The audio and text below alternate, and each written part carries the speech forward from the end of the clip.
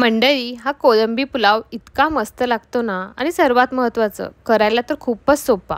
सर्व पदार्थ घरीच अवेलेबल असतात, फक्त कोळंबी आणायला उशीर. आणि आजची ही कोळंबी पुलावची रेसिपी खास कुकरमध्ये बनवणार आहोत, त्यामुळे तर वेळ आणखीनच कमी. ह्या कोळंबी पुलावसाठी एक थोडंसं हिरवं वाटण आपण बनवून घेऊयात. त्यासाठी 7 ते 8 लसणाच्या पाकळ्या, अर्धा इंच आल्याचा तुकडा, 2 ते 3 हिरवी मिरची. त्या ठिकाणी तुम्ही जर कमी तिखटाची मिरची वापरली तर तुम्ही थोडीशी जास्तही वापरू शकता. आणि मुठभर कोथिंबीर, थोडासा पुदिना असेल तर ॲड करा, नसेल तर स्किप केला तरीही चालतो. आणि 2 चमचे पाणी ॲड करून त्याची एक छानशी पेस्ट बनवून तयार करायची. कोळंबी स्वच्छ धुवून घ्यायची आणि साफ करून घ्यायची. त्यानंतर त्यामध्ये थोडंसं हळद म्हणजे अर्धा चमचा मीठ ॲड करायचं. आणि आपण जो मसाला बनवून घेतला होता तो पण त्यामध्ये 1 चमचा ॲड करायचा. आणि छानपैकी हा मसाला पूर्ण कोळंबीला मिक्स करून घ्यायचा आणि ह्याला मॅरिनेट करण्यासाठी ठेवायचं. हा मसाला कोळंबीमध्ये जितका जास्त वेळ मुरेल तेवढी जास्त छान बिर्याणी आपली बनून तयार होईल. तुम्हाला जर हे हिरवं वाटण बनवायचं नसेल तर अशा वेळेस तुम्ही हळद, मीठ, लाल तिखट किंवा कोणताही गोडा मसाला ॲड केला तरीही चालतो मॅरिनेशनसाठी. आणि व्हिडिओमध्ये दाखवल्याप्रमाणे कांद्याचे असे उभे उभे जसे आपण खेकडा भज्यासाठी कापतो त्या प्रकारचे काप करून घ्यायचे, म्हणजे ते लवकर मोकळे होतात. आणि एक मीडियम साईज टोमॅटो, त्याचे पण थोडेसे जाडसरच काप करून घ्यायचे. ह्या ठिकाणी मी हा पुलाव बनवण्यासाठी इंडिया गेटचा हा बासमती तांदूळ वापरला होता. मी प्रत्येक वेळेस पुलाव असो किंवा बिर्याणी त्यासाठी हाच तांदूळ वापरते. आपली बिर्याणी किंवा पुलाव एकदम छान मोकळा आणि दाणेदार बनून तयार होतो. 2 वाटी बासमती तांदूळ घेतला आणि त्याला स्वच्छ धुवून घेतलं आणि थोडा वेळ त्याला तसंच सोक करण्यासाठी ठेवलं, म्हणजे आपला तांदूळ एकदम मोकळा शिजून तयार होईल.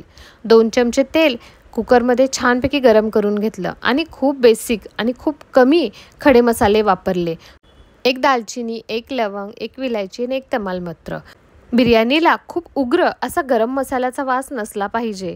खाताना त्याचं ओरिजिनल असा फ्लेवर आपल्याला, म्हणजेच कोळंबीचा ओरिजिनल फ्लेवर आपल्याला आला पाहिजे. 1 मोठा कांदा जो आपण कट करून घेतला होता तो ॲड करायचा आणि ह्याला छानपैकी परतून घ्यायचं. बिर्याणी असो किंवा पुलाव त्यामध्ये कांदा जरा जास्तच चांगल्या प्रकारे परतवला जातो. आणि तुम्ही व्हिडिओमध्ये बघू शकता कांद्याचा रंग छानपैकी गुलाबी झालेला आहे आणि तो व्यवस्थित परतला गेला. अशा वेळेस त्याच्यामध्ये कट केलेला टोमॅटो ॲड करायचा. अर्धा चमचा मीठ ॲड करून तेही सॉफ्ट होईपर्यंत मिक्स करून घ्यायचं.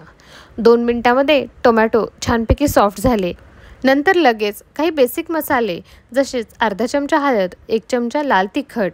ह्या ठिकाणी आपण खूप जास्त मसाल्याचा वापर बिलकुलही नाही करणार. आणि ह्या ठिकाणी मी अर्धा चमचा पुलाव मसाला ॲड केला होता. तुम्ही ह्या ठिकाणी थोडासा बिर्याणी मसाला किंवा घरी असलेला गरम मसालाही ॲड करू शकता. आणि हे पूर्ण कांदा टोमॅटोमध्ये मिक्स करून घ्यायचं. सोबतच त्यामध्ये मॅरिनेट करायला ठेवलेले प्रॉन्स ॲड करायचे. ह्या हिरव्या वाटणामुळे आपल्या पुलावला खूप छान असा फ्लेवर येणार आहे.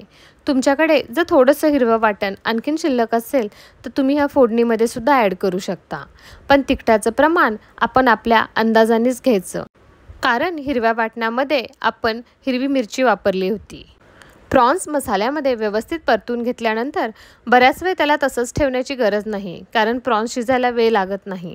लगेच आपण सोक करायला ठेवलेला आपला राईस त्याच्यामध्ये ॲड करायचा आणि हळूवार हाताने मिक्स करायचा, कारण हा बासमती तांदूळ आहे.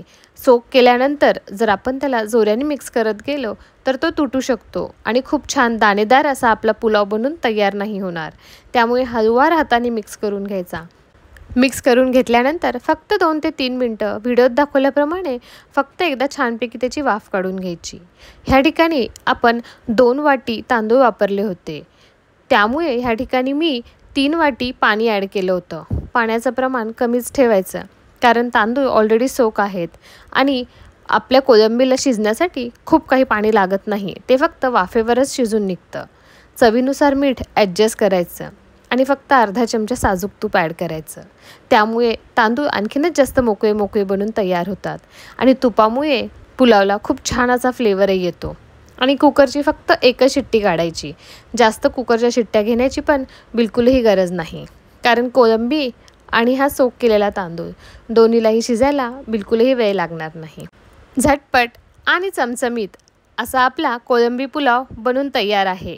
तुम्हाला ही रेसिपी कशी वाटली नक्की कळवा. थँक्यू.